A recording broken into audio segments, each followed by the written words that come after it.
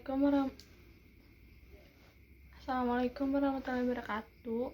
Perkenalkan, nama saya Anita Dwi Rahayu dengan NIM 84131231115 dari Prodi Akuntansi Fakultas Ekonomi. Di sini saya akan menerangkan atau menjelaskan beberapa materi yang berjudul yang pertama modal kerja, yang kedua manajemen kas, dan yang ketiga kinerja ROA. Berikut saya tampilkan. Baik, langsung saja ke pembahasan utama. Poin pertama atau materi pertama yaitu ada modal kerja. Jadi, apa sih itu modal kerja tuh? Modal kerja atau working capital merupakan modal bersih yang digunakan perusahaan untuk membiayai kegiatan perusahaan sehari-hari.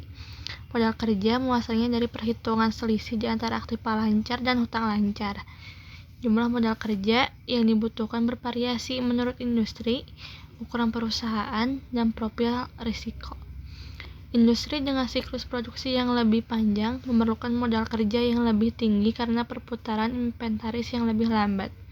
Sebaliknya, perusahaan retail yang lebih besar yang berinteraksi dengan banyak pelanggan setiap hari dapat menghasilkan dana jangka pendek dengan cepat dan seringkali membutuhkan modal kerja yang lebih rendah.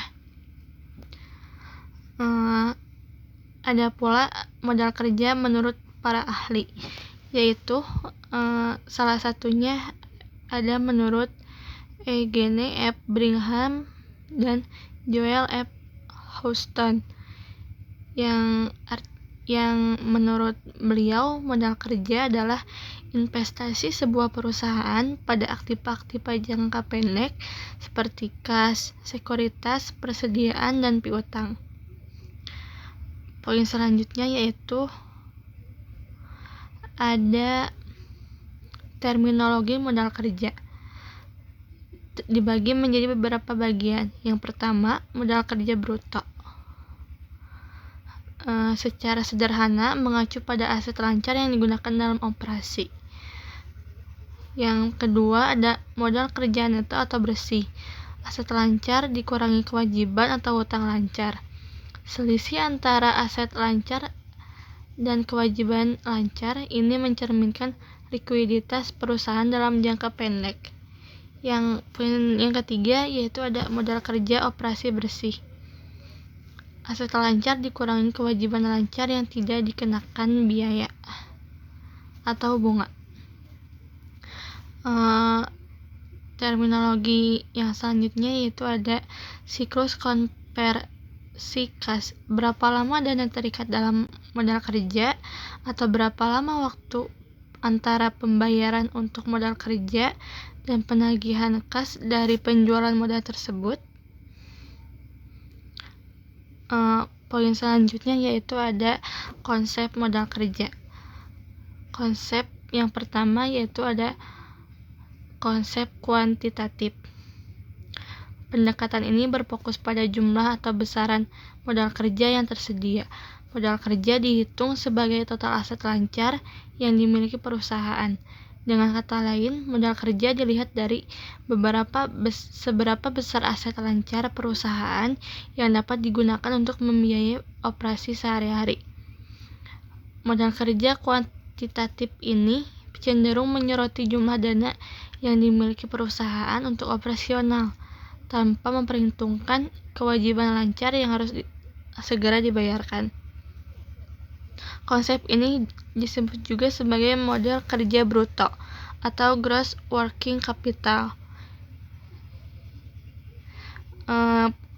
Konsep yang kedua yaitu ada konsep kualitatif atau disebut juga dengan model kerja neto atau net working capital. Konsep ini menekankan kemampuan perusahaan dalam memenuhi kewajiban jangka pendeknya dengan aset lancar yang tersedia. Pendekatan ini melihat modal kerja sebagai selisih antara aset lancar dan kewajiban lancar yang disebut modal kerja bersih net working capital. Pendekatan kualitatif ini menilai kondisi keuangan perusahaan dan likuiditasnya sehingga menggambarkan kemampuan perusahaan dalam mengelola arus kas untuk membayar kewajiban jangka pendek. Yang ketiga, ada konsep fungsional. Konsep ini menitik beratkan pada fungsi dari dana dalam menghasilkan pendapatan atau income dari usaha pokok perusahaan. Setiap dana yang digunakan dalam perusahaan yang bila mana dimaksudkan untuk menghasilkan pendapatan. Pendekatan fungsional melihat modal kerja berdasarkan fungsi dan tujuan aset lancar dalam mendukung kegiatan operasional. Artinya, modal kerja difokuskan pada bagaimana aset lancar digunakan untuk operasional harian dan menghasilkan pendapatan. Pendekatan ini melihat modal kerja sebagai alat untuk mempertahankan kelancaran produksi, distribusi, dan aktivitas operasional lainnya, sehingga memastikan bisnis dapat berfungsi tanpa gangguan. Dalam pendekatan ini, modal kerja diidentifikasi dari kebutuhan perusahaan berdasarkan siklus operasi, yaitu dari persediaan, piutang, hingga perputaran kas yang dibutuhkan agar operasional berjalan lancar. Dengan menggunakan ketiga konsep ini, perusahaan dapat memperoleh gambaran yang lebih komprehensif mengenai kondisi modal kerja yang dibutuhkan dan bagaimana modal kerja tersebut harus dikelola. Poin selanjutnya yaitu ada jenis modal kerja. Modal kerja dapat diklasifikasikan menjadi beberapa jenis berdasarkan kebutuhan dan penggunaannya dalam kegiatan operasional perusahaan. Berikut ini jenis-jenis modal kerja. Yang pertama yaitu ada modal kerja permanen.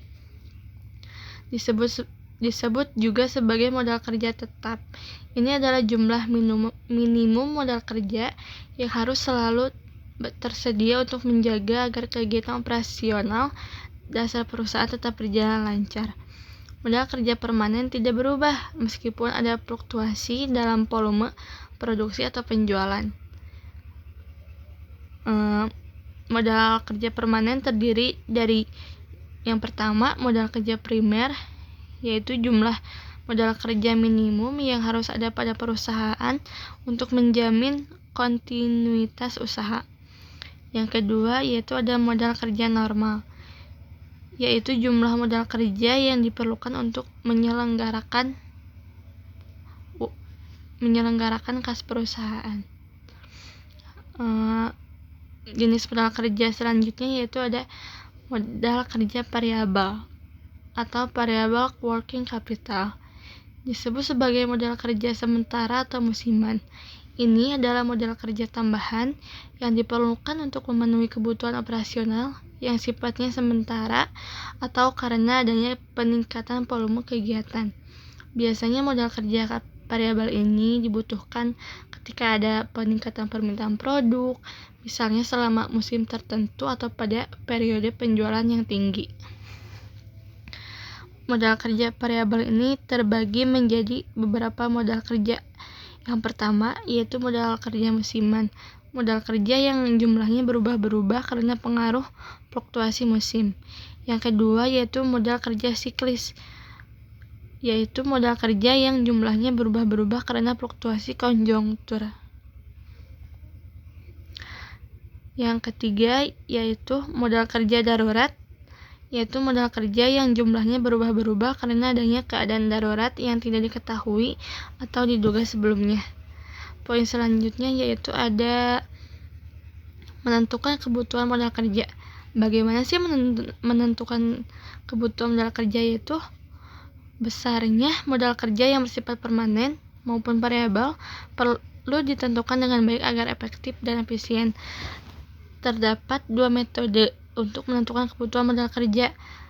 Apa sih dua metode itu? Yang pertama yaitu ada metode keterikatan.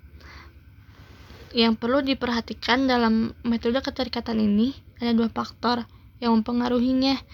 Yang pertama adalah periode terikatnya modal kerja kas. Yang kedua yaitu pengeluaran kas setiap hari. Ini harus diperhatikan karena sangat penting gitu ya.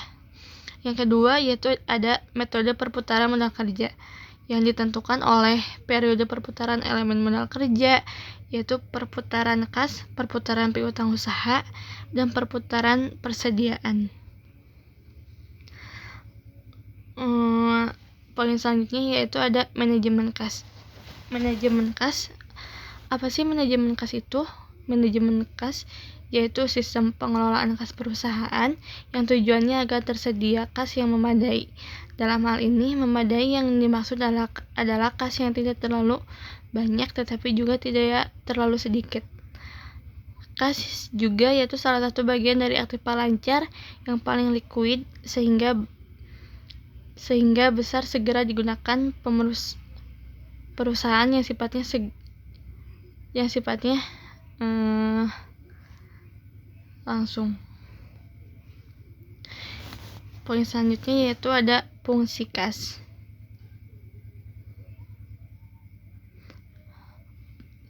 Yang pertama yaitu ada sebagai modal kerja untuk membiayai transaksi operasional sehari-hari, berjaga-jaga terhadap kebutuhan darurat, serta menjaga bagian kecil dan beberapa investasi dan spekulasi seperti pembelian aset keuangan. Fungsi kas yang kedua yaitu ada sifat kontinuitas di dalamnya yang memungkinkan kas berperan untuk hal-hal seperti pembelian bahan baku, membayar upah gaji, membayar peralatan kantor, dan lain-lain. Yang ketiga yaitu ada sifat non-kontinuitas yang juga terdapat di dalamnya memberikan kemampuan perusahaan untuk membayar dividen pajak, angsuran utang, dan lain sebagainya. Poin selanjutnya yaitu ada faktor-faktor yang mempengaruhi kas. Yang pertama yaitu ada cash inflow sama cash outflow. Yang kedua yaitu ada kebijakan dalam proses penganggaran kas. Yang ketiga yaitu adanya deviasi atau penyimpangan pada aliran kas yang sebelumnya sudah diperkirakan atau dianggarkan. Yang selanjutnya yaitu ada menjaga hubungan yang baik dengan bank dalam hal sumber pendanaan murah. Poin selanjutnya yaitu ada siklus kas. Siklus kas merupakan ukuran efisiensi penggunaan kas yang dilakukan oleh perusahaan. Kas conversion cycle memberikan gambaran seberapa cepat arus kas mengalir, mulai dari pos kas yang kemudian ditanamkan ke modal kerja dan juga aset tetap, tergantung kebijakan manajemen modal kerja, lalu kembali lagi ke pos kas. Semakin cepat besar angka perputarannya, maka dikatakan semakin efisien perusahaan menggunakan kasnya. Poin selanjutnya yaitu ada menghitung kebutuhan kas. Menghitung kebutuhan kas ini dibagi menjadi dua model. Yang pertama ada kas Baumol, yaitu model persediaan untuk kas berdasarkan pada pola konsumsi atau disebut juga dengan model Baumol, di mana pada awal periode saldo kas sebesar C diperoleh dan dikonsumsi sampai habis pada akhir periode pertama, yang kemudian diisi lagi, begitu berulang seterusnya. Maka ide utamanya adalah sediakan saja kas sebesar biaya simpan kas dan biaya transaksi menggunakan kas, seperti yang pernah Ibu dosen jelaskan juga, seperti uang saku. Yang kedua yaitu ada model Miller Orr, yaitu model yang jika ketidakpastian aliran kas cukup besar, maka model persediaan untuk kas tidak bisa digunakan lagi, sehingga dapat dikatakan bahwa saldo aliran kas harian sifatnya adalah random. Poin selanjutnya yaitu ada kinerja keuangan ROA. Apa sih, teman-teman bertanya nih, apa sih ROA itu? ROA itu adalah singkatan dari Return on Asset, yaitu rasio keuangan yang mengukur seberapa efisien perusahaan dalam menghasilkan keuntungan dari asetnya. Ini adalah salah satu dari beberapa metrik yang membantu investor dan analisis untuk menilai perusahaan keuangan suatu perusahaan.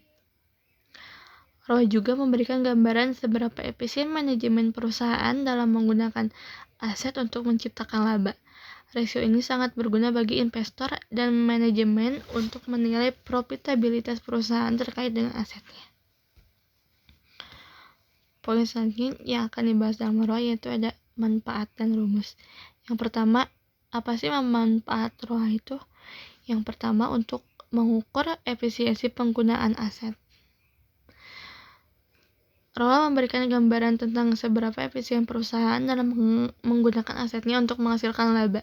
Semakin tinggi ROA, semakin efisien perusahaan dalam menghasilkan keuntungan dari aset yang dimilikinya. Yang kedua, yaitu ada perbandingan antar perusahaan. ROA memungkinkan investor untuk membandingkan kinerja keuangan antara dua atau lebih perusahaan dalam industri yang sama. Manfaat selanjutnya yaitu ada indikator kinerja keuangan. ROA adalah indikator kinerja keuangan yang penting.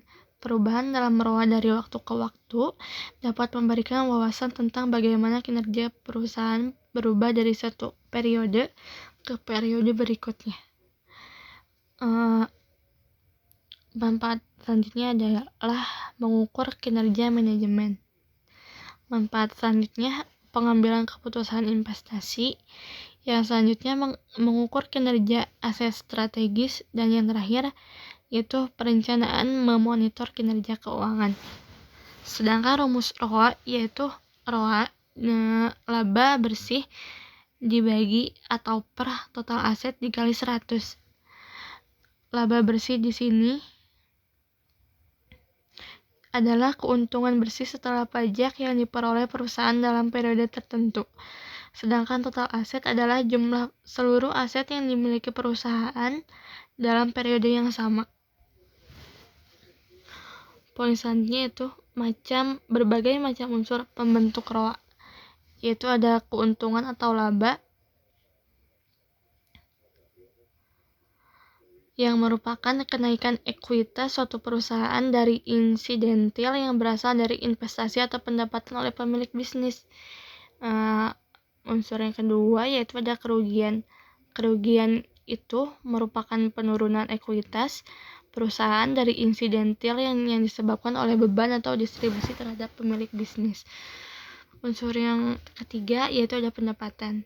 Pendapatan ini adalah arus kas masuk aktiva yang ada pada aktiva entitas dalam sebuah periode yang disebabkan oleh produksi atau pengiriman barang, penyedia jasa, dan kegiatan lainnya yang termasuk dalam operasi utama.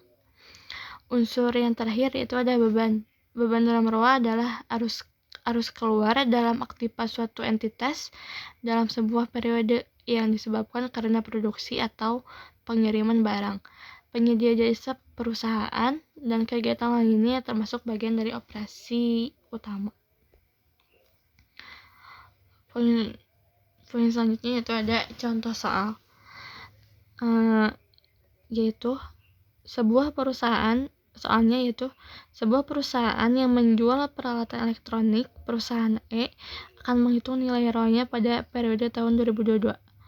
Berdasarkan data yang tercantum dalam laporan keuangan perusahaan E, diketahui bahwa total aset yang dimiliki nilai sebesar 870 juta, sedangkan mendapatkan keuntungan bersih sebesar 90 juta.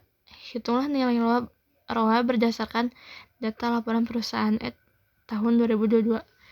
Jadi, jawabannya yaitu menggunakan rumus laba bersih dibagi total aktiva dikali 100%, yang dimana laba bersihnya yaitu ada 90 juta dan total aktivanya adalah yaitu 870 juta. 90 juta dibagi 8 juta 870 juta dibagi 100%, yaitu yang hasilnya 10,34%. Dengan nilai ROA yang mencapai angka 10,34, dapat dikatakan bahwa pemanfaatan atau perusahaan sangat baik. Poin selanjutnya yaitu ada fungsi ROA. Yang pertama, untuk mengetahui efisiensi dalam pemakaian modal. Yang kedua adalah untuk mendapatkan rasio industri. Yang ketiga yaitu untuk menilai profitabilitas produk. Yang keempat, untuk mengukur efisiensi aktivitas lain. Dan yang kelima, untuk dasar untuk mengambil keputusan. Baik, saya akhiri saja ya. Mohon maaf. Berikut penjelasan materi dari saya. Mohon maaf bila ada salah kata atau salah penyampaian. Wabillahi taufiq wal hidayah. Wassalamualaikum warahmatullahi wabarakatuh.